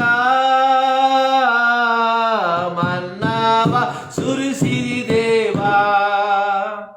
ಮೋಶೆ ಪ್ರಾರ್ಥಿಸಿದಾಗ ಮನ್ನವ ಸುರಿಸಿರಿ ದೇವಾ. ಯೆಹೋಶುವ ಪ್ರಾರ್ಥಿಸಿದಾಗ ಸೂರ್ಯಚಂದ್ರರ ನಿಲ್ಲಿಸಿದಿದ್ವೆ. ಯೆಹೋಶುವ ಪ್ರಾರ್ಥಿಸಿದಾಗ ನನ್ನ ಸೂರ್ಯಚಂದ್ರರ ನಿಲ್ಲಿಸಿದೆ. ಯೆಹೋವನಿ ನಾಮವು ಎಷ್ಟೋ ಬಲವುಳ್ಳದು. ಆಹಾ, ಎಷ್ಟೋ ಬಲವುಳ್ಳದು. ಆಹಾ, ಎಷ್ಟೋ ಬಲವುಳ್ಳದು. ಹೌದು ಪ್ರಿಯ ದೇವ ಜನರೇ, ಯೆಹೋವ ನಿನ್ನ ನಾಮವು ಎಷ್ಟೋ ಬಲವುಳ್ಳದು. ಈ ಬಲವುಳ್ಳ ದೇವರ ನಾಮವನ್ನು ಆರಾಧಿಸುವುದಕ್ಕೆ ದೇವರು ನಮ್ಮ ಜೀವಿತದಲ್ಲಿ ಕೊಟ್ಟಿರುವಂತಹ ಈ ಸಂದರ್ಭವನ್ನು ನೆನೆಸಿ ನಾವು ದೇವರನ್ನ ಸ್ತುತಿಸುವಂಥವರಾಗಿರಬೇಕು, ದೇವರನ್ನ ಆರಾಧಿಸುವಂಥವರಾಗಿರಬೇಕು. ಈ ಬೆಳಗಿನ ಜಾವದಲ್ಲಿ ನಾವು ದೇವರ ಸನ್ನಿಧಾನಕ್ಕೆ ನಾವು ಸೇರಿ ಬಂದಿರುವಾಗ ನಮ್ಮ ವಾಕ್ಯ ಧ್ಯಾನಕ್ಕಾಗಿ ಒಂದು ವಾಕ್ಯವನ್ನು ಓದಿಕೊಳ್ಳೋಣ. 68ನೇ ಕೀರ್ತನೆ ಅದರ 4ನೇ ವಾಕ್ಯ. ಕೀರ್ತನೆಗಳು 68 ಅದರ 4ನೇ ವಾಕ್ಯ. ಅಲ್ಲಿ ಈ ರೀತಿಯಾಗಿ ಬರೆಯಲ್ಪಟ್ಟಿದೆ, ದೇವರಿಗೆ ಗಾಯನ ಮಾಡಿರಿ, ಆತನ ನಾಮವನ್ನು ಭಜಿಸಿರಿ. ಅರಣ್ಯದಲ್ಲಿ ಸವಾರಿ ಮಾಡುತ್ತಾ ಬರುವಾತನಿಗೆ ರಾಜ್ಯ ಮಾರ್ಗವನ್ನು ಸಿದ್ಧ ಮಾಡಿರಿ. ಆತನ ನಾಮಧೇಯ ಯಾಹು, ಆತನ ಸನ್ನಿಧಿಯಲ್ಲಿ ಉಲ್ಲಾಸಿಸಿರಿ. ಇಲ್ಲಿ ಕೀರ್ತನೆಗಾರನು ಹೇಳುವಂಥದ್ದನ್ನು ನಾವು ನೋಡುತ್ತೇವೆ, ದೇವರಿಗೆ ಗಾಯನ ಮಾಡಿರಿ ಎಂಬುದಾಗಿ. ಅಂದರೆ ದೇವರನ್ನ ಆರಾಧಿಸಿರಿ. ದೇವರ ವಾಕ್ಯದಲ್ಲಿ ನಾವು ನೋಡುವಂಥದ್ದು, ಸಂತೋಷವುಳ್ಳವರು ದೇವರಿಗೆ ಕೀರ್ತನೆಯನ್ನ ಹಾಡಲಿ. ಹೌದು ಪ್ರಿಯ ದೇವಜನರೇ, ನಾವು ಸಂತೋಷವುಳ್ಳವರಾಗಿದ್ದೇವ. ದೇವರಿಂದ ಹೊಂದಿಕೊಳ್ಳುತ್ತಿರುವಂತಹ ಆಶೀರ್ವಾದಗಳಿಗೆ ಅನುಗುಣವಾಗಿ ನಾವು ದೇವರ ಸನ್ನಿಧಾನದಲ್ಲಿ ಸಂತೋಷವುಳ್ಳವರಾಗಿದ್ದೇವ. ಪ್ರತಿದಿನ, ಪ್ರತಿ ಗಳಿಗೆ, ಪ್ರತಿ ನಿಮಿಷ ನಾವು ದೇವರಿಂದ ಆಶೀರ್ವಾದಗಳನ್ನು ಹೊಂದಿಕೊಳ್ತಾ ಇಲ್ಲೇವಾ? ನಮ್ಮ ವ್ಯಕ್ತಿಗತ ಜೀವಿತದಲ್ಲಿ, ನಮ್ಮ ಕೌಟುಂಬಿಕ ಜೀವಿತದಲ್ಲಿ, ನಮ್ಮ ಮಕ್ಕಳ ಜೀವಿತದಲ್ಲಿ ನಾವು ದೇವರಿಂದ ಹೊಂದಿಕೊಳ್ಳುತ್ತಿರುವಂತಹ ಆಶೀರ್ವಾದಗಳನ್ನು ನೆನೆಸಿ ನೀನು ನಾನು ದೇವರನ್ನ ಸ್ತುತಿಸಬೇಕು ಎಂಬುದಾಗಿ ಇಲ್ಲಿ ಕೀರ್ತನೆಗಾರನು ಹೇಳುವಂಥದ್ದನ್ನು ನಾವು ನೋಡುತ್ತೇವೆ. ದೇವರಿಗೆ ಗಾಯನ ಮಾಡಿರಿ. ಧರ್ಮೋಪದೇಶ ಕಾಂಡ 33ನೇ ಅಧ್ಯಾಯದಲ್ಲಿ ನಾವು ನೋಡುವಂಥದ್ದು, ಅಲ್ಲಿ ಇಸ್ರಾಯೇಲ್ ಮಕ್ಕಳು ಮೋಶೆ ಸಹಿತವಾಗಿ ದೇವರನ್ನ ಆರಾಧಿಸಿರುವಂಥದ್ದನ್ನ ನಾವು ನೋಡುವಂಥವರಾಗಿದ್ದೇವೆ. ಅಲ್ಲಿ ನಾವು ನೋಡುವಂಥದ್ದು, ಇಸ್ರಾಯೇಲ್ ಮಕ್ಕಳು ಕೆಂಪು ಸಮುದ್ರವನ್ನು ದಾಟಿದಾಗ ದೇವರನ್ನ ಸ್ತುತಿಸಿದರು ಎಂಬುದಾಗಿ ನಾವು ನೋಡುತ್ತೇವೆ. ನಮಗೆ ಗೊತ್ತು, ಅದರ ಚರಿತ್ರೆಯನ್ನು ನಾನು ಹೇಳುವುದಕ್ಕೆ ನಾನು ಬಯಸುವುದಿಲ್ಲ. ಐಗುಪ್ತ ದೇಶದಿಂದ ದೇವರು ಇಸ್ರಾಯೇಲ್ ಮಕ್ಕಳನ್ನ ಅದ್ಭುತವಾಗಿ ಬರಮಾಡ್ದ. ಐಗುಪ್ತ ದೇಶದಿಂದ ದೇವರು ಇಸ್ರಾಯೇಲ್ ಮಕ್ಕಳನ್ನ ಬರಮಾಡ್ದ. ಒಂದು ಕಾಲದಲ್ಲಿ ಪಾಪಕ್ಕೆ ದಾಸತ್ವರಾಗಿದ್ದಂಥ ನಮ್ಮನ್ನ ದೇವರು ಆತನ ರಕ್ತದ ಮೂಲಕವಾಗಿ, ಯೇಸು ಕ್ರಿಸ್ತನ ರಕ್ತದ ಮೂಲಕವಾಗಿ ನಮ್ಮನ್ನು ಬರಮಾಡ್ದ. ಈ ರೀತಿ ಐಗುಪ್ತ ದೇಶದಿಂದ ಹೊರಬಂದಂತಹ ಇಸ್ರಾಯೇಲ್ ಮಕ್ಕಳು ನಾವು ನೋಡುವಂಥದ್ದು, ಕೆಂಪು ಸಮುದ್ರದ ಬಳಿಗೆ ಬಂದಂತಹ ಸಂದರ್ಭದಲ್ಲಿ ಆ ಬಿಡುಗಡೆಯೇ ಸಂಭವಿಸಿತು. ಮುಂಭಾಗದಲ್ಲಿ ಕೆಂಪು ಸಮುದ್ರದ ಮಧ್ಯದಲ್ಲಿ, ಕೆಂಪು ಸಮುದ್ರದ ಮುಂಭಾಗದಲ್ಲಿ ಬಂದರು. ಎರಡು ಕಡೆ ಪರ್ವತ, ಹಿಂಭಾಗದಲ್ಲಿ ಫರೋಹನನು ಮತ್ತು ಆತನ ಸೈನ್ಯ, ಮುಂಭಾಗದಲ್ಲಿ ಕೆಂಪು ಸಮುದ್ರ. ಜನರು ಗಲಿಬಿಲಿಗೊಂಡರು, ಜನರು ಗುಣುಗುಟ್ಟುವುದಕ್ಕೆ ಪ್ರಾರಂಭಿಸಿದರು. ನಮ್ಮ ಜೀವಿತದಲ್ಲಿ ಎಷ್ಟು ಬಾರಿ ಪಾಪದ ದಾಸತ್ವದಿಂದ ದೇವರು ನಮ್ಮನ್ನ ಬಿಡುಗಡೆ ಮಾಡಿದಾಗ್ಯೂ ಲೌಕಿಕವಾದ ಆಶೀರ್ವಾದಗಳು ನಮಗೆ ಲಭಿಸದರ ಫಲವಾಗಿ ಎಷ್ಟು ಬಾರಿ ದೇವರಿಗೆ ಗುಣಗುಟ್ಟಿದ್ದೇವೆ. ಯೋಹಾನ 3:16 ನಾವು ದೈನಂದಿನವಾಗಿ ಹೇಳುವಂತಹ ವಾಕ್ಯ, ದೇವರು ಲೋಕದ ಮೇಲೆ ಎಷ್ಟೋ ಪ್ರೀತಿಯನ್ನಿಟ್ಟು ತನ್ನ ಒಬ್ಬನೇ ಮಗನನ್ನ ಕಳುಹಿಸಿಕೊಟ್ಟನು. ಮುಂದೆ ವಾಕ್ಯಗಳನ್ನ ಗಮನವಿಟ್ಟು ಕೇಳಿರಿ. ಆತನನ್ನು ನಂಬುವ ಪ್ರತಿಯೊಬ್ಬನು ನಾಶವಾಗದೆ ಎಲ್ಲರೂ ನಿತ್ಯ ಜೀವವನ್ನು ಪಡೆಯಬೇಕೆಂದು ಆತನನ್ನ ಕಳುಹಿಸಿಕೊಟ್ಟನು. ಆತನನ್ನು ನಂಬುವ ಒಬ್ಬರಾದರೂ ನಾಶವಾಗದೆ ಎಲ್ಲರೂ ನಿತ್ಯ ಜೀವವನ್ನ ಪಡೆಯಬೇಕೆಂದು ಆತನನ್ನು ಕೊಟ್ಟನು. ದೇವರು ಈ ಲೋಕಕ್ಕೆ ಮಾನವನ ರೂಪವನ್ನ ತಾಳಿ ಬಂದಂಥದ್ದು ನಿನ್ನನ್ನು ನನ್ನನ್ನು ಪಾಪದಿಂದ ಬಿಡಿಸಿ ಪರಲೋಕ ರಾಜ್ಯಕ್ಕೆ ಸೇರಿಸುವುದಕ್ಕೋಸ್ಕರವಾಗಿ. ಇಸ್ರಾಯೇಲ್ ಮಕ್ಕಳನ್ನ ದೇವರು ಐಗುಪ್ತ ದೇಶದಿಂದ ಬಿಡುಗಡೆ ಮಾಡಿದ್ದು ಅವರ ದಾಸತ್ವದಿಂದ ಬಿಡುಗಡೆ ಮಾಡಿರುವಂಥದ್ದು. ದೇವರು ಅವರಿಗೆ ವಾಗ್ದಾನವನ್ನು ಕೊಟ್ಟಿರುವಂಥದ್ದು, ನಿಮ್ಮ ಪಿತೃಗಳಿಗೆ ವಾಗ್ದಾನ ಮಾಡಿರುವಂತಹ, ಅಂದರೆ ಅಬ್ರಹಾಮನಿಗೆ, ಇಸಾಕನಿಗೆ, ಯಾಕೋಬನಿಗೆ ವಾಗ್ದಾನ ಮಾಡಿರುವಂತ ಹಾಲು ಜೇನು ಹರಿಯುವಂತ ದೇಶಕ್ಕೆ ನಿಮ್ಮನ್ನ ಕರ್ಕೊಂಡು ಹೋಗ್ತೇನೆ ಎಂಬುದಾಗಿ. ಆದರೆ ಇಸ್ರಾಯೇಲ್ ಮಕ್ಕಳು ಐಗುಪ್ತ ದೇಶದಿಂದ ಬಿಡುಗಡೆಯನ್ನ ಪಡ್ಕೊಂಡು ಕೇವಲ ಮೂರೇ ದಿನದಲ್ಲಿ ಕೆಂಪು ಸಮುದ್ರದ ಮುಂಭಾಗದಲ್ಲಿ ಬಂದಂತ ಸಂದರ್ಭದಲ್ಲಿ ಫರೋಹನ ಸೈನ್ಯವನ್ನ, ಮುಂಭಾಗದಲ್ಲಿರುವಂತಹ ಕೆಂಪು ಸಮುದ್ರವನ್ನ, ಅಕ್ಕಪಕ್ಕದಲ್ಲಿರುವಂತಹ ಬೆಟ್ಟ ಗುಡ್ಡಗಳನ್ನ ನೋಡಿ ಅವರು ಗಲಿಬಿಲಿಗೊಂಡದು ಮಾತ್ರವಲ್ಲ, ಅವರು ಮೋಶೆಗೆ ವಿರೋಧವಾಗಿ ಗುಣುಗುಟ್ಟುವುದಕ್ಕೆ ಪ್ರಾರಂಭಿಸಿದರು ಎಂಬುದಾಗಿ ದೇವರ ವಾಕ್ಯದಲ್ಲಿ ಬರೆದಿರುವಂಥದ್ದನ್ನು ನಾವು ನೋಡುತ್ತೇವೆ. ಪ್ರಿಯ ದೇವ ಜನರೇ, ಈ ಬೆಳಗಿನ ಜಾವದಲ್ಲಿ ನಿಮ್ಮ ಬಳಿಯಲ್ಲಿ ಒಂದು ಪ್ರಶ್ನೆಯನ್ನ ಕೇಳುವುದಕ್ಕೆ ನಾನು ಬಯಸ್ತೇನೆ. ಪಾಪದ ದಾಸತ್ವದಿಂದ ದೇವರು ನಮ್ಮನ್ನು ಬಿಡುಗಡೆ ಮಾಡಿದಾಗ್ಯೂ ಎಷ್ಟು ಸಾರಿ ಭೌತಿಕವಾದ ಆಶೀರ್ವಾದಗಳು ನಮಗೆ ಲಭಿಸದರ ಫಲವಾಗಿ ಎಷ್ಟು ಬಾರಿ ನಾವು ದೇವರಿಗೆ ವಿರೋಧವಾಗಿ ಗುಣುಗುಟ್ಟಿದ್ದೇವೆ. ಇದು ಕೇವಲ ನಾನು ಕೇಳುವಂತ ಪ್ರಶ್ನೆಯಲ್ಲ, ದೇವರ ಆತ್ಮನು ಕೇಳುವಂತ ಒಂದು ಪ್ರಶ್ನೆ. How many times we murmur against God because we are not receiving the earthly blessings. ಪ್ರಾಪಂಚಿಕವಾದ ಆಶೀರ್ವಾದಗಳು ನಮಗೆ ಲಭಿಸದರ ಫಲವಾಗಿ ನಾವು ಎಷ್ಟು ದೇವರಿಗೆ ಗುಣಗುಟ್ಟಿದ್ದೇವೆ. ವಿಮೋಚನಾ ಕಾಂಡ 14ನೇ ಅಧ್ಯಾಯ 11ನೇ ವಾಕ್ಯದಲ್ಲಿ ಇಸ್ರಾಯೇಲ್ ಮಕ್ಕಳು ಹೇಳುವಂಥದ್ದನ್ನ ನೋಡ್ರಿ. ಅವರು ಮೋಶೆಗೆ ಐಗುಪ್ತ ದೇಶದಲ್ಲಿ ಸಮಾಧಿಗಳಿಲ್ಲವಾದುದರಿಂದ ಅರಣ್ಯದಲ್ಲಿ ಸಾಯಲಿ ಎಂಬುದಾಗಿ ನಮ್ಮನ್ನು ಇಲ್ಲಿಗೆ ಕರಕೊಂಡು ಬಂದಿಯೇನು.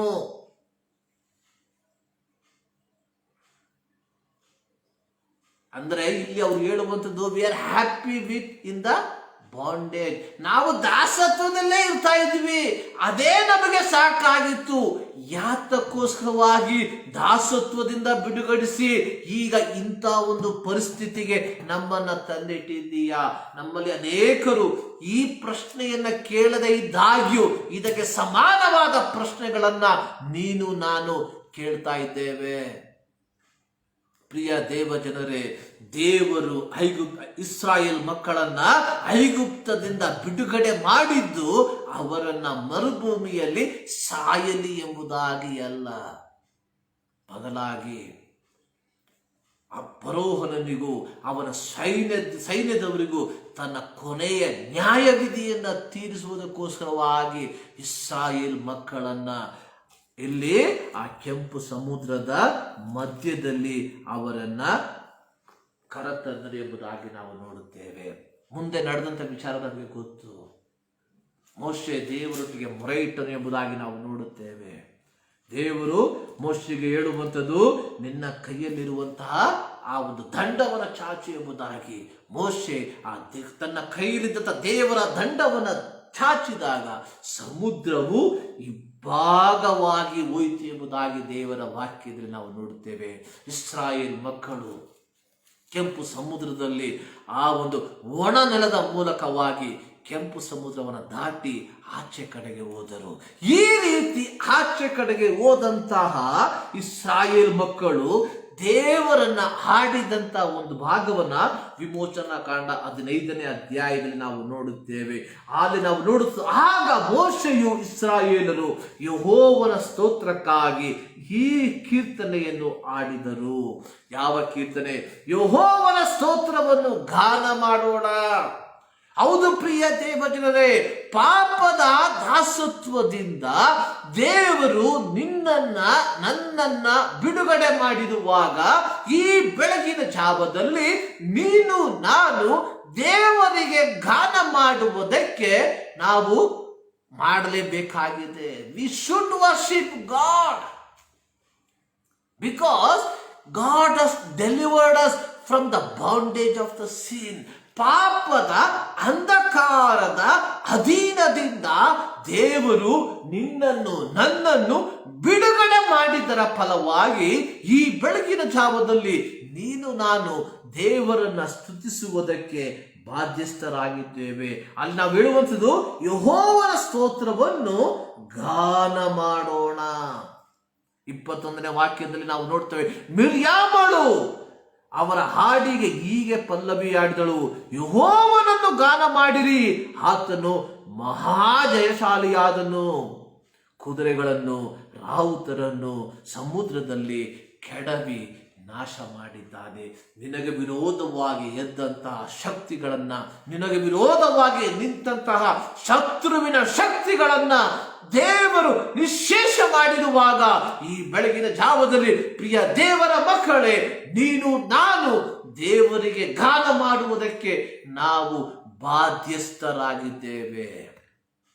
It is our responsibility to worship God.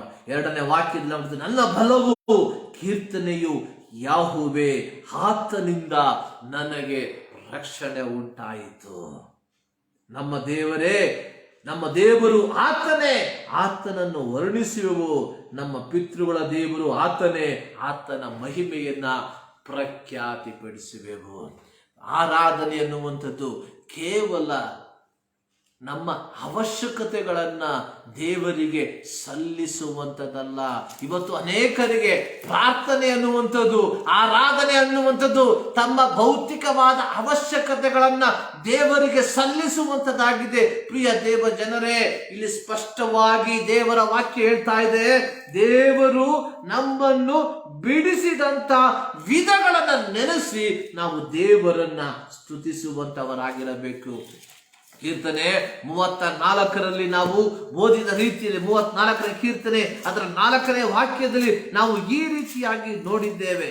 ಅಲ್ಲಿ ದಾವೀದನು ಹೇಳುವಂಥದ್ದು, ನಾನು ಅಲ್ಲಿ 34ನೇ ಕೀರ್ತನೆ 3ನೇ ವಾಕ್ಯದಲ್ಲಿ ನಾವು ನೋಡುವಂಥದ್ದು, ನನ್ನೊಡನೆ ಯೆಹೋವನನ್ನು ಕೊಂಡಾಡಿರಿ, ನಾವು ಒಟ್ಟಾಗಿ ಆತನ ಹೆಸರನ್ನು ಘನಪಡಿಸೋಣ. ಆರಾಧನೆ ಅನ್ನುವಂಥದ್ದು ದೇವರನ್ನ ಘನಪಡಿಸುವಂಥದ್ದು, ದೇವರ ನಾಮವನ್ನ ಮಹಿಮೆ ಪಡಿಸುವಂಥದ್ದು. ಆದುದರಿಂದಲೇ ದೇವರ ವಾಕ್ಯದಲ್ಲಿ ನಾವು ನೋಡುತ್ತೇವೆ, ನನ್ನ ಮಹಿಮೆ, ಸರ್ವಶಕ್ತನಾದ ದೇವರು ಹೇಳುವಂಥದ್ದು, ನನ್ನ ಮಹಿಮೆಯನ್ನ ಮತ್ತೊಬ್ಬನಿಗೆ ಸಲ್ಲಗೊಡಿಸನೆ ಎಂಬುದಾಗಿ. ಈ ಬೆಳಗಿನ ಜಾವದಲ್ಲಿ ನಾವು ದೇವರ ಸನ್ನಿಧಾನದಲ್ಲಿ ಸೇರಿ ಬಂದಿರುವಾಗ ದೇವರಿಗೆ ಸಲ್ಲತಕ್ಕ ಮಹಿಮೆಯನ್ನ, ದೇವರಿಗೆ ಸಲ್ಲತಕ್ಕ ಆರಾಧನೆಯನ್ನ, ದೇವರಿಗೆ ಸಲ್ಲತಕ್ಕ ಸ್ತೋತ್ರವನ್ನ ನಾವು ಸಲ್ಲಿಸುತ್ತಿದ್ದೇವೆ. ನಾವು ದೇವರಿಗೆ ನಮ್ಮ ಕಾಣಿಕೆಯನ್ನು ನಾವು ಸಲ್ಲಿಸ್ತಾ ಇದ್ದೇವೆ, ನಾವು ದೇವರಿಗೆ ದಶಮ ಭಾಗವನ್ನು ಸಲ್ಲಿಸ್ತಾ ಇದ್ದೇವೆ. ಆದರೆ ದೇವರು ಎದುರು ನೋಡುವಂಥದ್ದು ನಿನ್ನ ಕಾಣಿಕೆಯನ್ನಲ್ಲ, ದೇವರು ಎದುರು ನೋಡುವಂಥದ್ದು ನಿನ್ನ ದಶಮ ಭಾಗವನ್ನಲ್ಲ, ದೇವರು ಎದುರು ನೋಡುವಂಥದ್ದು ನಿನ್ನ ಹೃದಯದ ಅಂತರಾಳದಿಂದ ದೇವರನ್ನ ಸ್ತುತಿಸುವಂಥದ್ದು, ದೇವರಿಂದ ಹೊಂದಿಕೊಂಡಿರುವಂತಹ ಆಶೀರ್ವಾದಗಳಿಗೆ ಅನುಗುಣವಾಗಿ ನೀನು ಈ ಬೆಳಗಿನ ಜಾವದಲ್ಲಿ ದೇವರನ್ನ ಸ್ತುತಿಸುತ್ತಿದ್ದೀಯೇ ಎಂಬುದಾಗಿ ಒಂದು ಸಾರಿ ಪರೀಕ್ಷೆ ಮಾಡಿಕೊಳ್ಳ್ರಿ. ಪ್ರಿಯ ದೇವ ಜನರೇ, ಯೇಸು ಸ್ವಾಮಿ ಹೇಳಿದಂತ ಒಂದು ಸಾಮ್ಯ, ಒಂದು ಬಡ ವಿಧವೆ 2 ನಾಣ್ಯಗಳನ್ನ ಆ ದೇವಾಲಯದ ಭಂಡಾರದಲ್ಲಿ ಹಾಕಿದಳು. ಅಲ್ಲಿ ನಾವು ನೋಡುವಂಥದ್ದು ಫರಿಸಾಯರು, ಶಾಸ್ತ್ರಿಗಳು, ಇತರರು, ಐಶ್ವರ್ಯವಂತರು ದೊಡ್ಡ ದೊಡ್ಡ ಚೀಲಗಳಲ್ಲಿ ನಾಣ್ಯಗಳನ್ನು ತಂದು ದೇವಾಲಯಕ್ಕೆ ಸುರಿಯುತ್ತಿರುವಾಗ ಈ ಒಂದು ಬಡ ವಿಧವೆ ಕೇವಲ ತನ್ನಲ್ಲಿದ್ದಂಥ 2 ನಾಣ್ಯಗಳನ್ನ ಆ ಒಂದು ಭಂಡಾರದಲ್ಲಿ ಹಾಕಿದಳು. ಅದು ಆಕೆಯ ಮನೋಭಾವವನ್ನ ಸೂಚಿಸುವಂಥದ್ದು. ಇಟ್ ಇಸ್ ನಾಟ್ ಇಂಪಾರ್ಟೆಂಟ್ ನೀನು ಆಲಯಕ್ಕೆ ಹೋದೆ ಎಂಬುದಾಗಿ ಇಂಪಾರ್ಟೆಂಟ್ ಅಲ್ಲ, ಯಾವ ಮನೋಭಾವದಲ್ಲಿ ನೀನು ಆಲಯದಲ್ಲಿ ಕುಳಿತುಕೊಂಡಿದ್ದೀಯ ಅನ್ನುವಂಥದ್ದು ಬಹಳ ಮುಖ್ಯ. ನಾನು ಹೇಳಿದಂಥ ಕಥೆಯನ್ನು ಮತ್ತೊಂದಾವತ್ತು ಹೇಳ್ತಾನೆ. 2 ಬೆಸ್ತರಿದ್ದರು, ಮೀನನ್ನು ಹಿಡಿಯುವಂಥವರು. ಅನೇಕ ದಿನಗಳ ನಂತರವಾಗಿ ಒಂದು ಶನಿವಾರ ರಾತ್ರಿ ಭಯಂಕರ ಮಳೆ ಬಂತು. ಆಗ ಒಬ್ಬ ಬೆಸ್ತ ಯೋಚನೆ ಮಾಡ್ದ, ಇವತ್ತು ನನ್ನ ಆಲಯಕ್ಕೆ ಹೋಗೋದಿಲ್ಲ, ಮೀನು ಹಿಡಿಯಕ್ಕೆ ಹೋಗ್ತೇನೆ. ಯಾಕೆಂದ್ರೆ ಅನೇಕ ದಿನಗಳಿಂದ ನಾವು ಹಸಿವೆಯಿಂದ ಬಳಲ್ತಾ ಇದ್ದೇನೆ, ನನ್ನ ಮಕ್ಕಳಿಗೆ ಆಹಾರವಿಲ್ಲ, ನಾನು ಮೀನು ಹಿಡಿಯಕ್ಕೆ ಹೋಗ್ತೇನೆ ಎಂಬುದಾಗಿ ತೀರ್ಮಾನ ಮಾಡ್ದ. ಇನ್ನೊಬ್ಬ ಬೆಸ್ತ ಯೋಚನೆ ಮಾಡ್ದ, ಇಲ್ಲ ಇವತ್ತು ನಾನು ಆರಾಧನೆಗೆ ಹೋಗ್ತೇನೆ, ಇವತ್ತು ದೇವರನ್ನ ಸ್ತುತಿಸುವಂತ ದಿನ, ದೇವರನ್ನ ಆರಾಧಿಸುವಂತ ದಿನ ಎಂಬುದಾಗಿ ಒಬ್ಬ ಆಲಯಕ್ಕೆ ಹೋದ, ಇನ್ನೊಬ್ಬ ಮೀನು ಹಿಡಿಯೋದಕ್ಕೆ ಹೋದ. ಮೀನು ಹಿಡಿಯಕ್ಕೆ ಹೋದಂತ ವ್ಯಕ್ತಿ ಬಲೆಯನ್ನು ಹಾಕದ, ಗಾಳವನ್ನ ಹಾಕದ, ಆದ್ರೆ ಯಾವ ಮೀನು ಅವನಿಗೆ ಸಿಕ್ಲಿಲ್ಲ. ಆದ್ರೆ ಆ ಜಾಗದಲ್ಲಿ ಕುಳಿತುಕೊಂಡು ಅವನು ದೇವರಿಗೆ ಪ್ರಾರ್ಥನೆ ಮಾಡ, ದೇವರೇ ನನ್ನನ್ನು ಕ್ಷಮಿಸು, ಇವತ್ತು ನಿನ್ನನ್ನು ಆರಾಧಿಸುವಂತ ದಿನ, ನಾನು ಹೋಗಿ ನಿನ್ನನ್ನು ಆರಾಧಿಸಬೇಕಾಗಿತ್ತು, ಆದ್ರೆ ತಪ್ಪು ಮಾಡಿಬಿಟ್ಟೆ, ನನ್ನನ್ನು ಕ್ಷಮಿಸಿ ಎಂಬುದಾಗಿ.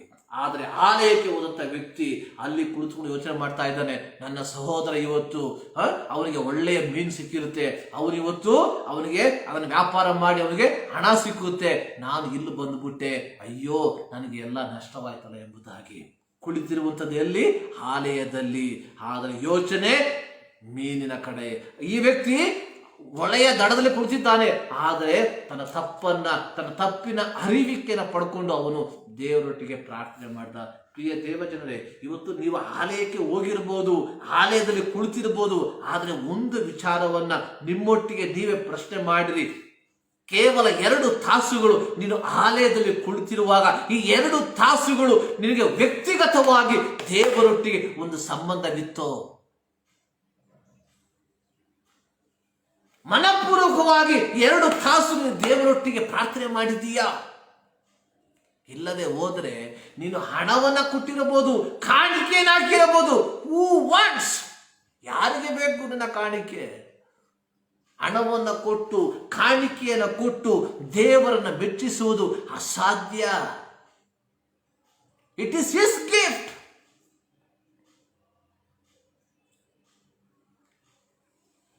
ಪ್ರಿಯ ದೇವಜನರೇ, ಈ ಬೆಳಗಿನ ಜಾವದಲ್ಲಿ ದೇವರಾತ್ಮನ ನಮ್ಮೊಟ್ಟಿಗೆ ಸ್ಪಷ್ಟವಾಗಿ ಹೇಳ್ತಾ ಇದ್ದೇನೆ. ಯೇಸು ಸ್ವಾಮಿ ಹೇಳಿರುವಂತ ಮಾತು, ಗಾಡ್ ಇಸ್ ಅ ಸ್ಪಿರಿಟ್. ದೇವರು ಆತ್ಮನಾಗಿದ್ದಾನೆ. ಆತ್ಮನಾದ ದೇವರನ್ನ ಆತ್ಮದಲ್ಲಿಯೂ ಸತ್ಯದಲ್ಲಿಯೂ ನಾವು ಆರಾಧಿಸಬೇಕು ಎಂಬುದಾಗಿ ಇಲ್ಲಿ ನಾವು ಓದಿದ ವಾಕ್ಯದಲ್ಲಿ 68ನೇ ಕೀರ್ತನೆಯಲ್ಲಿ ನಾವು ಈ ರೀತಿಯಾಗಿ ನೋಡ್ತಾ ಇದ್ದೇವೆ. ದೇವರಿಗೆ ಗಾಯನ ಮಾಡಿರಿ, ಆತನ ನಾಮವನ್ನು ಭಜಿಸಿರಿ ಎಂಬುದಾಗಿ. ಹೌದು ಪ್ರಿಯ ದೇವಜನರೇ, ದೇವಾಲಯಕ್ಕೆ ಭಾನುವಾರ ನಾವು ದೇವರ ಸನ್ನಿಧಾನದಲ್ಲಿ ಕೂತಿರುವಂಥದ್ದು ದೇವರನ್ನ ಸ್ತುತಿಸುವುದಕ್ಕೋಸ್ಕರವಾಗಿ, ದೇವರನ್ನ ಆರಾಧಿಸುವುದಕ್ಕೋಸ್ಕರವಾಗಿ. ದೇವರಿಗೆ ಸಲ್ಲತಕ್ಕ ಆರಾಧನೆಯನ್ನ ನಾವು ಸಲ್ಲಿಸುತ್ತಿದ್ದೇವ.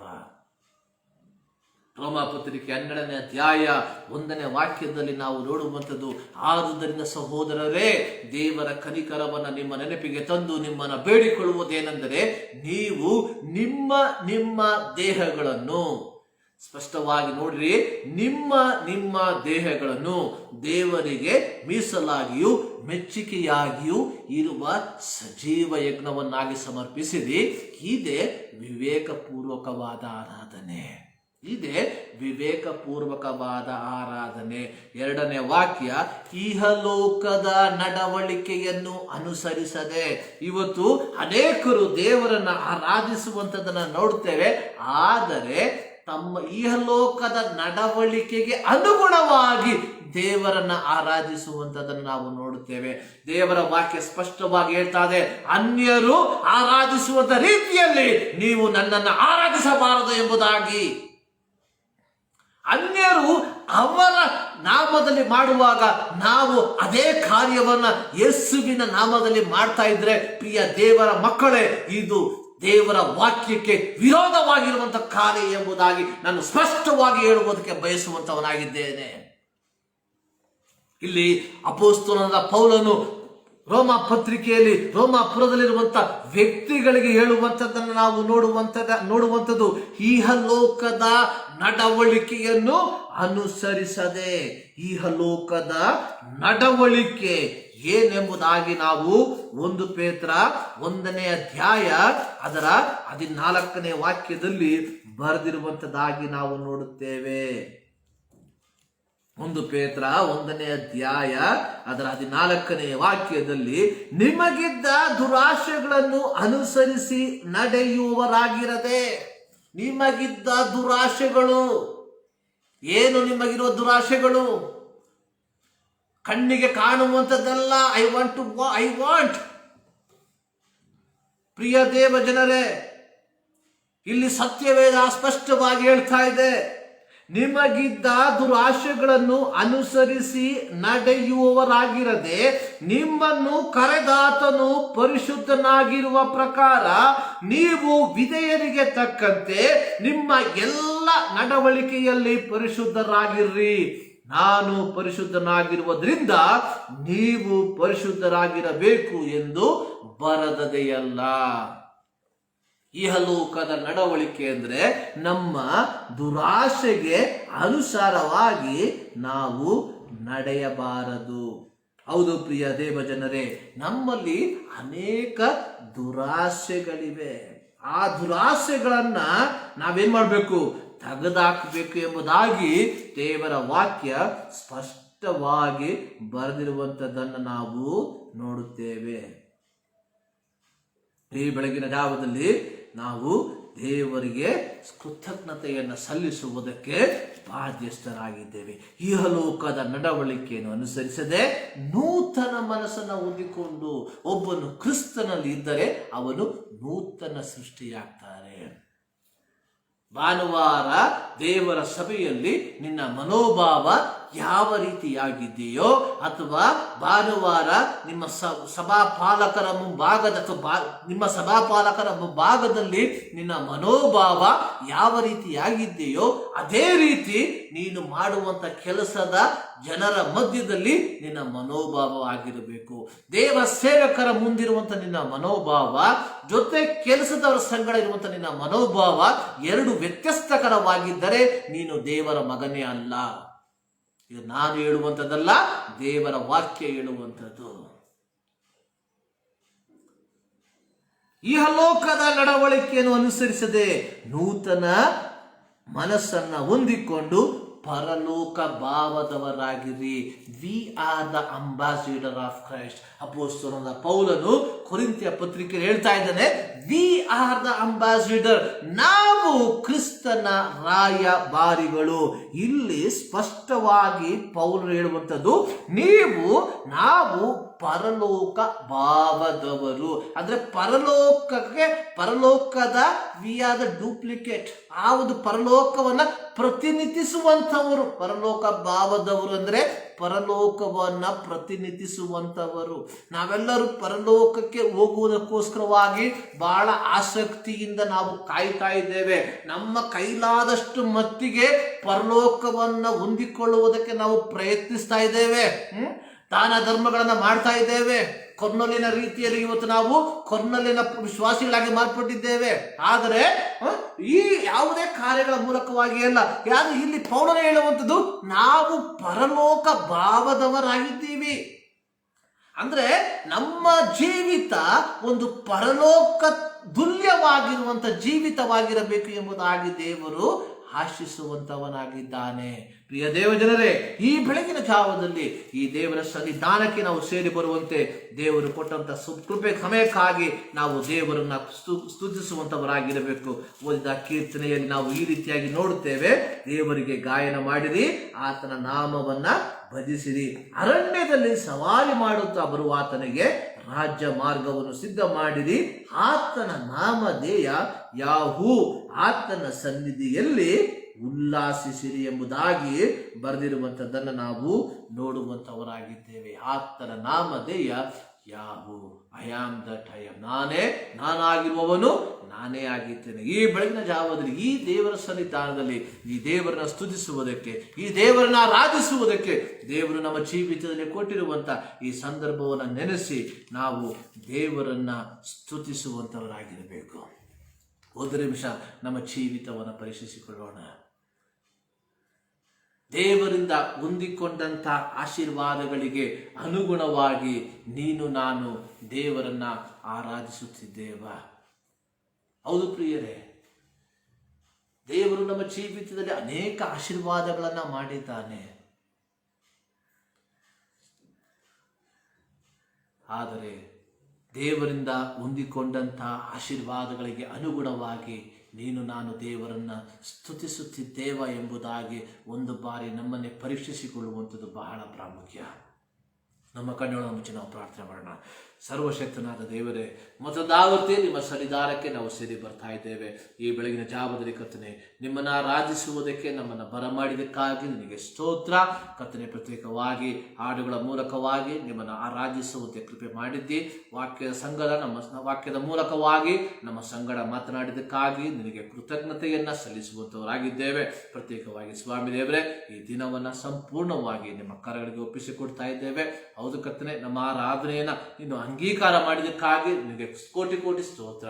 ಎಲ್ಲ ಸ್ತುತಿ, ಘನ, ಮಾನ, ಮಹಿಮೆ ಎಲ್ಲವನ್ನ ನಿಮಗೆ ಮಾತ್ರ ಸಮರ್ಪಿಸುತ್ತಾ, ಎಲ್ಲವನ್ನ ನಮಗಾಗಿ ಜೀವ ಕೊಟ್ಟಂತ ಯೇಸು ಕ್ರಿಸ್ತನ ನಾಮದಲ್ಲಿ ಬೇಡಿ ಹೊಂದಿಕೊಳ್ಳುತ್ತೇವೆ. ನಮ್ಮ ಪ್ರೀತಿಯ ತಂದೆ, ನಮ್ಮ ಕರ್ತನಾದ ಯೇಸು ಕ್ರಿಸ್ತನ ಕೃಪೆ, ತಂದೆಯಾದ ದೇವರ ಪ್ರೀತಿ, ಪವಿತ್ರಾತ್ಮನ ಅನ್ಯೋನ್ಯತೆ, ನಾವು ಪ್ರಾರ್ಥಿಸಿದಂಥ ಎಲ್ಲ ಪ್ರಾರ್ಥನಾ ವಿಜ್ಞಾಪನೆಯ ಮೇಲೆ ಇಂದಿನಿಂದ ಸದಾಕಾಲವು ನೆಲೆಗೊಂಡಿರಲಿ. ಆಮೇನ್. ದೇವರು ನಿಮ್ಮೆಲ್ಲರನ್ನ ಧಾರಾಳವಾಗಿ ಆಶೀರ್ವದಿಸಲಿ. God bless you.